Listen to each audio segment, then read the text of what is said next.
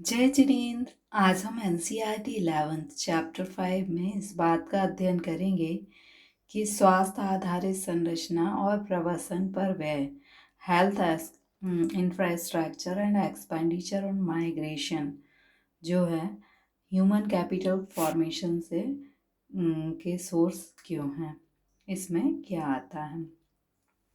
तो स्वास्थ्य आधारित संरचना जो है उसमें आपके हॉस्पिटल, चिकित्सा शिक्षा, दवाइयाँ, pre vaccination, regular health checkup आता है।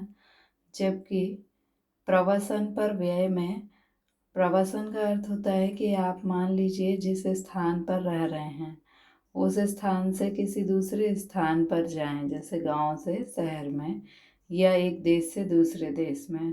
तो उससे क्या होगा, आपको कई लागतें वहन करनी पड़ेंगी। क्या लागत होंगी कि आपको एक तो परिवहन की लागत वहन करनी होगी, दूसरा आपको वहाँ जाकर वहाँ रहने की जीवन निर्वाह की भी लागत उच्च होगी। इसके बाद आप अपने परिवार से अलग होने की पीड़ा सहन करनी पड़ेगी। परंतु ये सब लागतें जो हैं वो वहाँ निवास करने से अर्जित होने वाली आय जो है उससे कम होंगी। यानी अर्जित होने वाली आय अधिक है, इसलिए आप प्रवासन करेंगे और प्रवास पर होने वाला व्यय जो है मानव पूंजी निर्माण का एक स्रोत माना जाता है।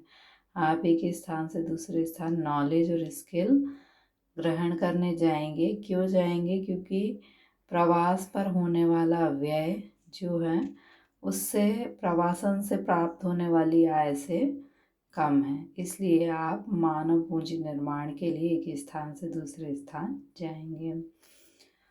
अब क्वेश्चन में आपसे दो टिप्पणी पूछी गई हैं। एक तो आधारित संरचना मानव पूंजी निर्माण का स्रोत क्यों है? क्योंकि स्वास्थ्य आधारित संरचना जो है इसमें चिकित्सा, दवाइयाँ, चिकित्सा शिक्षा आदि आते हैं।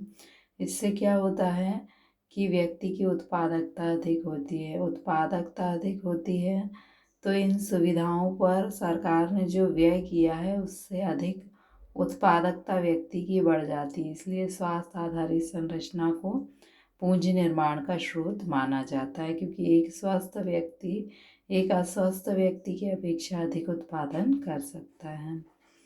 दूसरा है प्रवसन पर व्यय।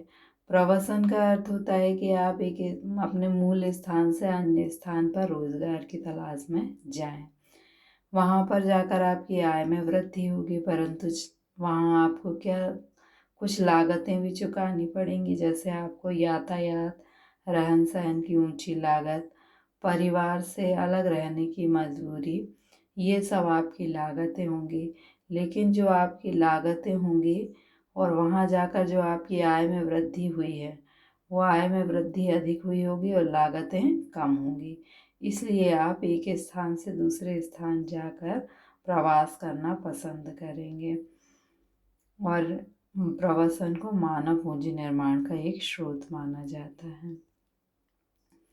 Discuss the following sources of human capital formation. Health infrastructure. Health infrastructure based infrastructure include hospitals, medicine, medical education, etc. Health infrastructure में क्या आता है? हॉस्पिटल, मेडिसिन, मेडिकल एजुकेशन आती है। Healthy person productivity is high. जो healthy person होता है उसकी प्रोडक्टिविटी जो है वो हाई होती है और उससे जो उसको इनकम होती है वो हेल्थ इंफ्रास्ट्रक्चर पर सरकार ने जो एक्सपेंडिचर किए हैं उससे उसकी इनकम ज़्यादा होती है। इसलिए हेल्थ इंफ्रास्ट्रक्चर को source of human capital formation माना जाता है। Next one is health expense on migration. Migration का मीन्स होता है कि कोई व्यक्ति अपने किसी ओरिजन जहाँ वह रहता है वहाँ से किसी अनदर प्लेस पर शिफ्ट हो। क्यों जाएगा? For the employment. इसका रिजल्ट क्या होगा कि उसकी इनकम जो है वो इंक्रीज हो जाएगी। परंतु माइग्रेशन जो है उससे व्यक्ति को कुछ कॉस्ट जो है चुकानी होंगी, जैसे उसको higher cost for transportation and living, compulsion to stay away from family, ये उसकी कॉस्ट होगी कि उसको यातायात और रहने की लागतें उस स्थान पर ऊंची हो जाएंगी, परिवार से अलग रहना होगा। These cost generally less than, ये कॉस्ट जो है वो कम होंगी किससे, income received from migration, migration से जो आय प्राप्त करेगा उसकी अपेक्षा लागतें क्या होंगी, कम होंगी।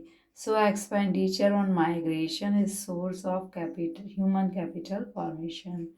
तो माइग्रेशन पर जो व्यय किया जाता है वो ह्यूमन कैपिटल फॉर्मेशन का एक सोर्स है।